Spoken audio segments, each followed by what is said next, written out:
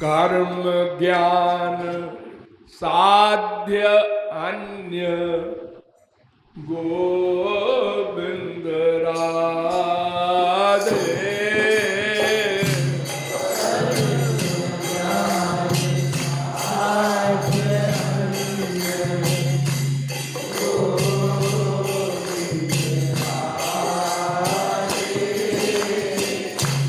भक्ति साधना को भक्ति साध्य दिला दे। भक्ति साधना को भक्ति साध्य दिला दे। आप लोगों को बताया गया है 3 साधनाएं होती हैं, कर्म ज्ञान भक्ति। इसमें कर्म और ज्ञान, इन 2 साधनाओं का फल अलग होता है। साधना अलग, साध्य अलग। जैसे कर्म अगर विधिवत करोगे तो वो स्वर्ग दे के मर जाएगा, यानी समाप्त हो जाएगा। आपने जो शुभ कर्म यज्ञादि किए उसने स्वर्ग दिया, 2 महीना 4 महीना 2 साल 4 साल के लिए, फिर वो कर्म खत्म हो गया। स्वर्ग पहुंचा के कर्म खत्म और स्वर्ग भी खत्म।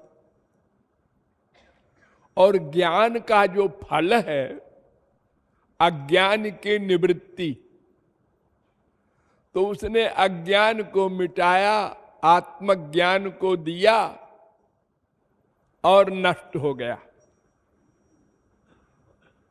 अर्थात साधन और फल और। लेकिन भक्त्या संजातया भक्त्या, भक्ति का फल दूसरा नहीं होता। साधन भक्ति से ही साध्य भक्ति मिलती है और सदा भक्ति रहती है। भक्ति कभी जाती नहीं, भगवान के लोक में भी। फल रूपत्वात्, नारद भक्ति सूत्र है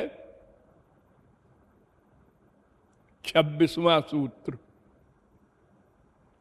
भक्ति फल रूपा है। भक्ति का फल भक्ति, और कर्म का फल स्वर्ग, ज्ञान का फल आत्मज्ञान या अज्ञान निवृत्ति। भक्ति अमृत स्वरूप है,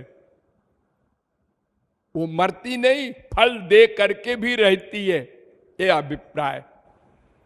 अमृत स्वरूपा च, नारद भक्ति सूत्र 3रा सूत्र। और सब मर जाते हैं फल देकर, कर्म ज्ञान तपश्चर्या कोई भी साधन हो। भक्ति मरती नहीं, फल दे करके भी सदा रहती है। ये वैलक्षण्य है हरि भक्ति का। हाँ।